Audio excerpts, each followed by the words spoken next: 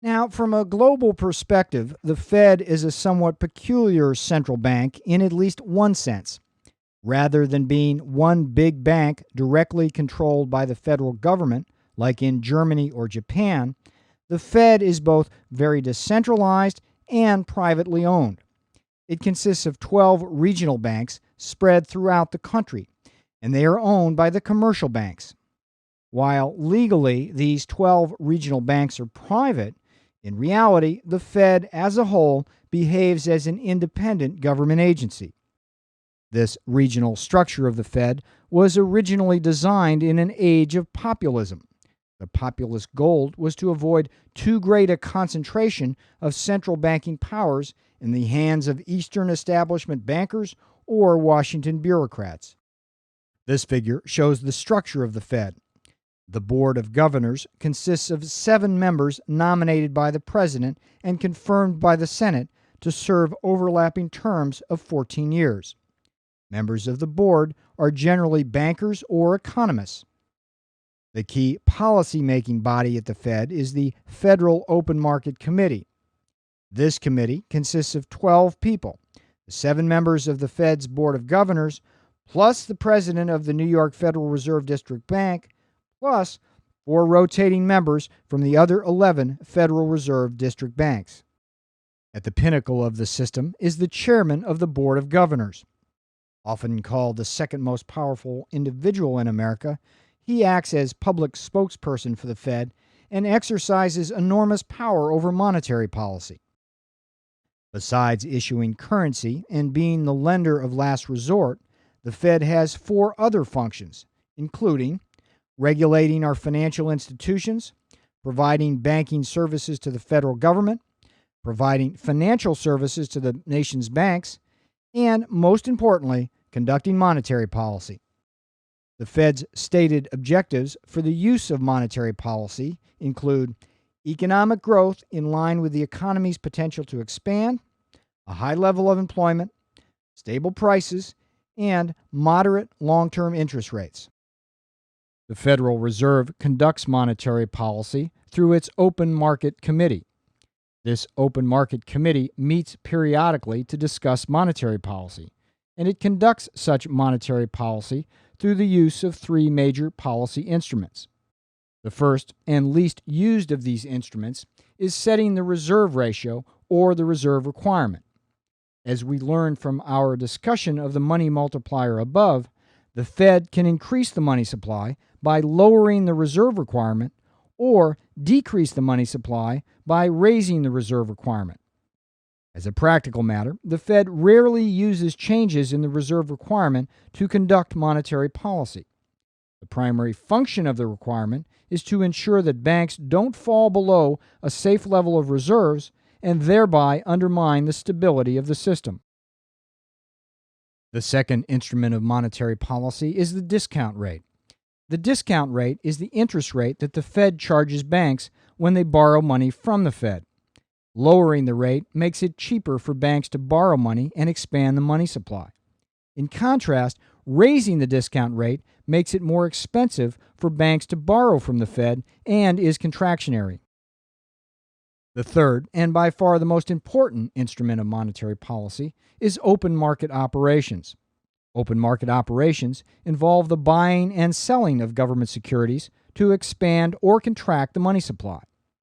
In a nutshell, the Fed buys government securities when it wants to expand the money supply, and it sells government securities when it wants to contract the money supply, as illustrated in this figure. In Step 1, the Fed's Open Market Committee purchases government bonds and pays for the bonds with a Federal Reserve check. In Step 2, the seller of the bond deposits the Fed's check in a private bank. Then, in Step 3, the bank deposits the check at a Federal Reserve bank as a reserve credit, and this allows it to expand its reserves. Now, the point is this: by altering its holdings of government securities, the Fed can change bank reserves and, through the money supply multiplier, thereby trigger the sequence of events that ultimately determine the total supply of money. In this regard, open market operations represent the Fed's most potent tool. So let's see how such operations work. Suppose then that the Fed thinks the economic winds are blowing up a little inflation. At its next open market committee meeting, the committee votes to sell $1 billion of Treasury bills from the Fed's portfolio to tighten money. And this action is unanimously approved by a vote of the Board of Governors. Now, to whom are the bonds sold? To the open market, which includes dealers in government bonds who then resell them to commercial banks, big corporations, other financial institutions, and individuals.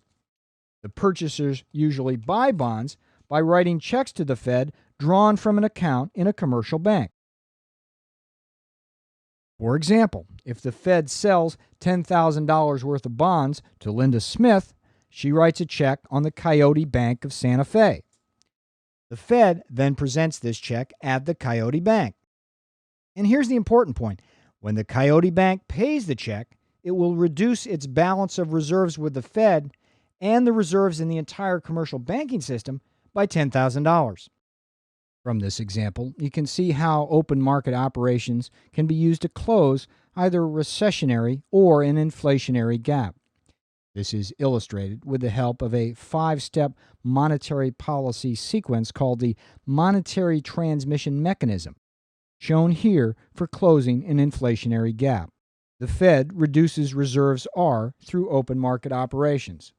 The money supply M contracts and causes interest rates I to rise.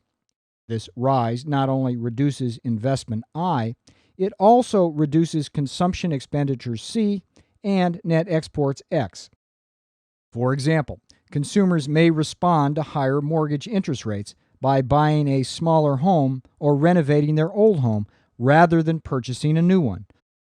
Similarly, as we'll learn in a later lesson, in an economy open to international trade, higher interest rates may raise the foreign exchange rate of the dollar, and this will in turn depress net exports.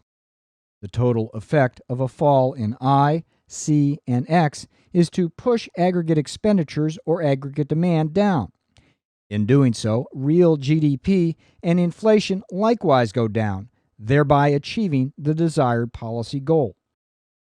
A similar sequence for closing a recessionary gap can be illustrated in an aggregate supply, aggregate demand framework. This figure shows how an expansion of the supply of money causes a rightward shift of the aggregate demand curve from AD to AD prime. Note that in the range of this shift, the aggregate supply curve is relatively flat. This Keynesian range reflects the presence of unemployed resources and recessionary forces.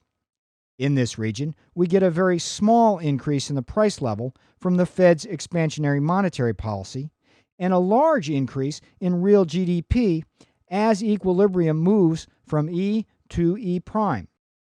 Suppose, however, the Fed decides to expand the economy even further and tries to push the aggregate demand out even more to, say, E double prime. This is well past the economy's level of potential output or potential GDP, and in this case, we are in the so-called classical range of the economy. Here, the slope of the aggregate supply curve turns steeply upward. In this fully employed economy, the higher money stock would be chasing the same amount of output so that the major impact of the Fed's expansionary policy would be to significantly raise the price level, with little increase in real GDP. This table summarizes how monetary policies may be used to combat recession and inflation. Take a few minutes to study it. Note that easy money policies are used to expand the economy and fight recession, while tight money policies are used for contraction to fight inflation.